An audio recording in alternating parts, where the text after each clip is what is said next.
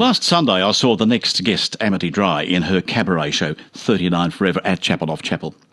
Her brief season in Melbourne was a complete sellout.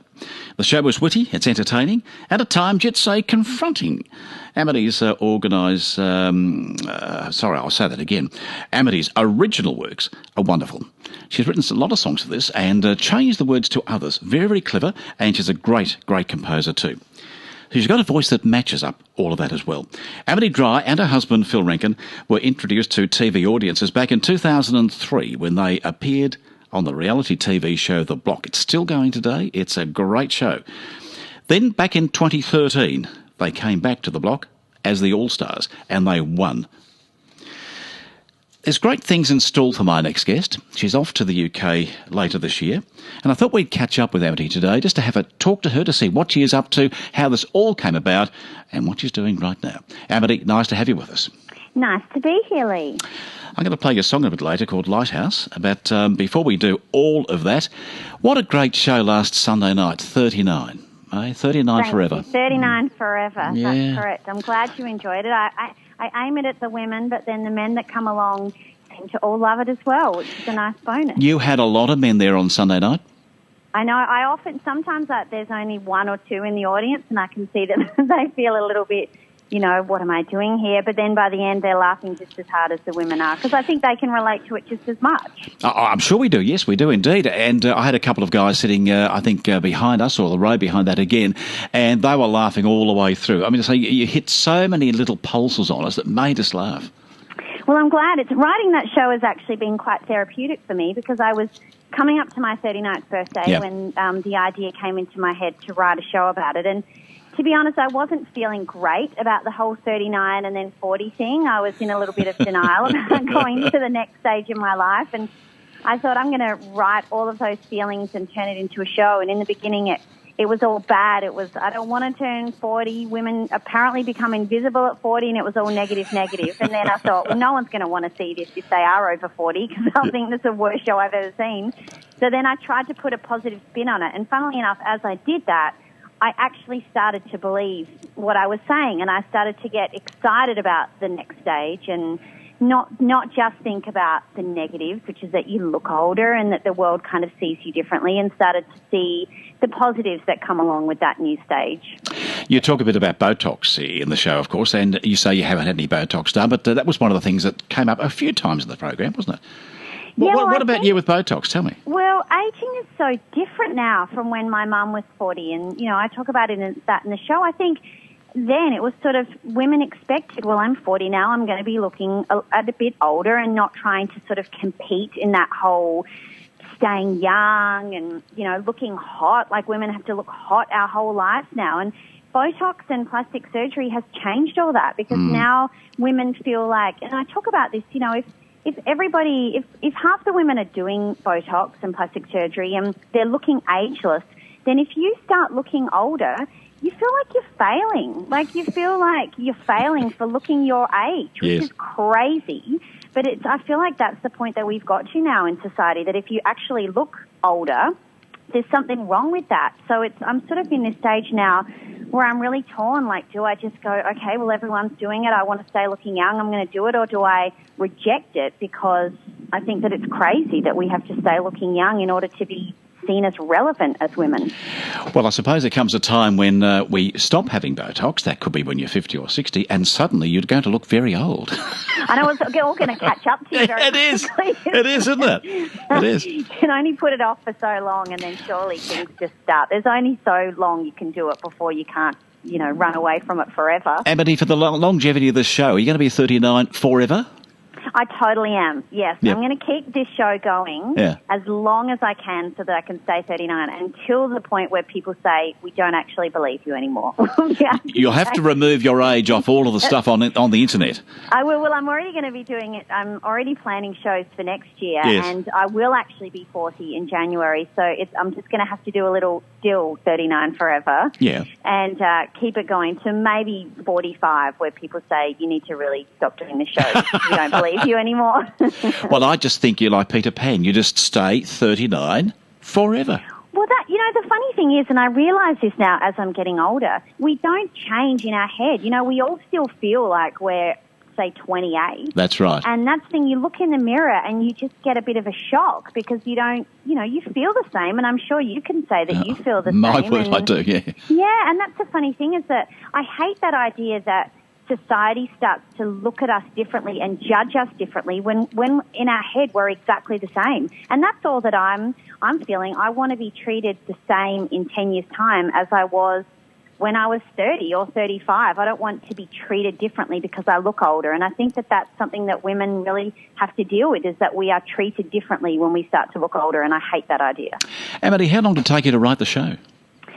Well, funnily enough, I came up with the title in the middle of the night. I often write my best stuff in the night when I'm trying to go to sleep, and ideas pop into my head. And I kept trying to go back to sleep, and more ideas kept coming. So in the end, I just gave up on sleeping and sat up with my laptop and just kept writing. As you do. I wrote for 3 hours. Wow. And I was like, I have to go to sleep because I have to take my children to school in the morning. Yes. So then I took them to school, and I wrote all day and picked them up and went home and wrote again all night. And in the end, I wrote for about 18 hours that first day. Just everything was just coming out. And by the end of that 18 hours, I had a draft of a show. I was like, well, there we go, there's a show. So I registered it for the Adelaide Fringe Festival, and then I sort of had 5 months after that to sort of polish it, and it was then that it sort of took on a different feel as I kept reworking it and really workshopping how I felt about turning older, and then the show kind of changed as I worked through that. Well, a lot of the material there, the songs are original too, so you had to have time to write those. Yeah, so they came later, and in fact the last song in the show, which people really love, which is called It Begins, well, I wrote that. A friend of mine is, I think she's 43, a very close friend, and she went and got her law degree by correspondence with 3 children at home, one who has learning difficulties and was dealing with that, and she then had this law degree, and she was like, what am I going to do with it? I'm in my 40s. I've got 3 kids who really need me. How am I going to go and get work as a lawyer? I can't take on a full-time job, and it's a young person's industry. And eventually she was offered a job placement by a woman in her 50s, and so she's now working in this law firm and, studying to pass the bar, and she called me to tell me she got that position, and she was so excited and thrilled, and I was so thrilled for her, and I was like, you know what, it is just beginning. It doesn't have to end. Just because we are looking older, that is not what it's really about. And so I wrote the song inspired by her that ends the show, which is sort of saying, yes, it is a new chapter in our lives, but there is so much yet to come. It's quite a good song, quite a gutsy song at the end. Yeah, well, I felt gutsy when I wrote it, and I feel gutsy when I sing it, because I want women to walk out actually feeling inspired and not so scared about the next stage, because I look around me and there are so many gutsy women in their 40s and 50s and 60s, and I do think that is the upside of getting older, is that you stop caring so much what people think, and that's actually quite freeing. So you can do what you want and say what you want and go after things without that feeling of having to impress everybody or care. We were talking to you about that on Sunday night, weren't we? We were saying that exact thing. You brought that up, and my wife and I said to you, yes, we've had enough of hiding everything. You can't say this, you can't say that. You can say it. You just go and say it. What's the worst that's going to happen, right? Yeah. Like, now we know there's nothing that bad that can happen. Like, I think by this age you've been through stuff. You've been through hard times, and you know that there's nothing that you can't survive. So I think you are braver about taking risks and saying what you think and doing what you want, because you know that, what doesn't kill you makes you stronger. Amity, I think your first show was Mother, Wife and Complicated Life, wasn't it? Yes. So that was a musical about marriage and motherhood that I wrote back in 2010. When I was pregnant with my second child, and it's now gone on. That show has played in New York, yes, it's played in Norway, and now it's been picked up by a producer in London to be developed over there. So that's been incredibly exciting. Well, I took a look at that online, and it's on YouTube, or parts of it are on YouTube, and I loved it. Very, very good. Great music again. You're a wonderful composer. Thank you. Well, I love songwriting. Is my greatest love, and I have been writing songs since I think I was 13 or 14 when I wrote my first song, and it's always been my therapy and the way that I deal with the things that I'm going through. So, you know, I wrote all of that show when I was pregnant and then when I had a newborn, and I just wrote everything that I was going through. Yeah, it's gone on to be quite powerful for women that come and see it and feel like they're the only ones going through that thing. And, you know, I talk about how amazing it is, but also how difficult having a new baby is, and the effect that it has on your marriage and how hard that can be. And I guess I'm really honest. I put how I feel into songs, and then all of a sudden they're on stage and other women are hearing them, and that can be quite powerful. You were telling me on Sunday night that you're off to the UK, to the West End. Tell me what you're going to be doing over there.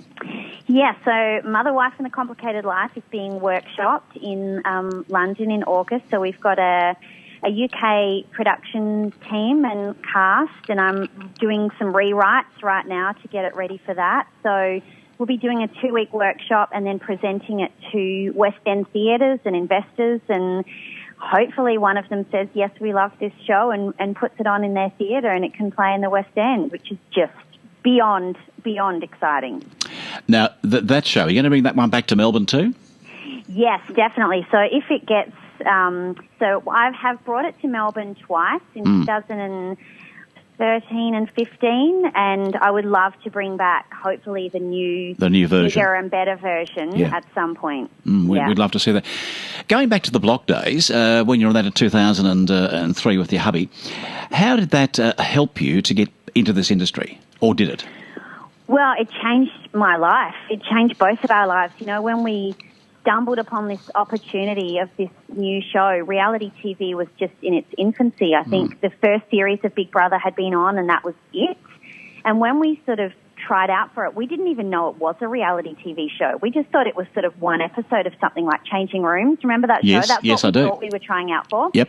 And when they came and said to us, we want you guys in it, and it's actually a reality TV show, we were like, oh, no, we don't want to do anything like that. And so we sort of turned it down, and then the producer said to me, look, we know that you're a singer and you're working in piano bars and you're trying to get a record deal. And I've been sending off demos to record companies and, you know, doing that since I was 14. And they said, if you go on this show, it will give you a platform to help you get your music out there. And I thought, well, I guess what's the worst that can happen? Let's take a chance and do this. And, you know, because I was on the show, I got a record deal and I released The Lighthouse, which I'd written a year before. And, you know, I knew when I wrote that song that it was a really strong song. I knew that people would love it and really respond to it, but I couldn't, for the life of me, I could not get it out there. I couldn't get a record company to sign it because at the time they were saying radio doesn't play ballads and it's too sad, and no one would sign it. And so then when I was on TV, suddenly all the record companies get really interested in you. And of course, yeah. They were like, oh, now we like the song, you know, and so then I got to make an album and I released it and it went to number 6 on the ARIA chart, and it was the most added song on Australian radio at the time, and I believed in that song so much, and so it was a strange way to launch my career, to go on a renovating TV show, but, you know, and it was just being on a show like The Block, which, you know, we went from just being an average newly married couple to on the front page of every newspaper and magazine, and everybody stopping us wherever we went and knowing all about us, and it was a very strange and amazing thing to be part of. And, you know, for a while I had my dream career and I was touring and, you know, doing in-stores where thousands of people would come, and I had a top 10 album, and it was also amazing. But the downside of that is once you're not on TV anymore, everybody kind of moves on to the next thing, and I found myself experiencing both the biggest high you could imagine and the biggest low, you know, 6 months later, when you feel like, oh, well, is it all stopped now? You know, so it took a long time to then kind of come back from that and just build my career back up again. There's adjustment there, isn't there? Yeah, because, you know, you have a huge profile and you have all this publicity, but then, you know, the thing with being on a reality TV show is that then the next show comes along and everybody moves on to the next show, and then, you know, the record company kind of lost interest and it all sort of stopped, and I was thinking, well, what do I do now? Do I go back to just singing in piano bars like I was doing? You know, so it was a really tough time. I was 26 and I felt like, well, is my career over? Where do you go from here? And I think so many people that go on shows like The Voice and Australian Idol and things, go through that. Because yes, one minute you're top of everybody's mind and centre of attention, and then the next series comes along and what happens to all of those people? They all just fall by the wayside. You see, that's something I don't think the audience viewing really understands, that there's this huge hype because you are a big celebrity at that stage. Then it's stopped, it's finished, and where have you gone to? Well, that's exactly right. And I had always been a singer. That was the only job I had ever done. But then I was like, well, I can't, I don't have thousands of people coming along to my shows anymore. So what am I supposed to do? Do I just go back to singing in bars? And then you feel like that's such a failure because, there's not, Australia's such a small country. There's not the opportunities for now, the hundreds of people that have done these shows. They can't all keep working at that capacity. So, it's a really difficult thing to sort of deal with that transition. And, I feel like the audience doesn't think about that because that's just how the audience is. They move on to the next show, and I do the same thing when I watch shows. But that's actually another musical that I'm writing called Famous, which is about that experience, about the reality TV experience and what that does to people's lives. Because I think if you're not someone that's got a strong support network around you or, has a strong sense of self, it can be very damaging to go through that experience.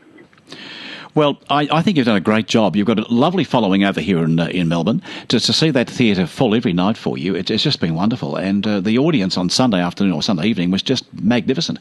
And I do wish you well on what you're going to do in the future, and particularly in the UK. You're going to come back to Melbourne, I think you said, for the next Cabaret Festival. I'm going to do the Comedy Festival next year. I have always wanted to do that and haven't done that yet. So I'm going to bring 39 Forever back to the Comedy Festival. So that'll be about April of next year. Yeah, about good. April. Good, good. And I cannot wait. I love being in Melbourne. Oh, we look forward to that. And, will we see the wife, mother, and complicated life? I hope so. Yeah. Well, hopefully when I'm back in April, I can say that, I've got a show on the West End or about to be on the West End. That would be pretty awesome. And then I can bring it back and do another big tour of it. And then who knows, I'll get this next show up and running and just keep getting to make music, which is all I want. Amity, you're a great artist. I love your work. Absolutely loved it on Sunday, and I do wish you every success in the future. You're going to be a great star. The lights are up there already, but they're going to get brighter for you, I know. So thank you so much. You take a lot of care. I want to play your song in just a moment as we go out. But to you and to Phil, take care and all the best in the UK. Thank you, and I'll see you next time I'm there. You will do. See you, Amity. Bye-bye to you. That's Amity Dry there talking to us, and what a lovely lady. And I tell you what, if you get a chance to see her show, you've got to go and see it.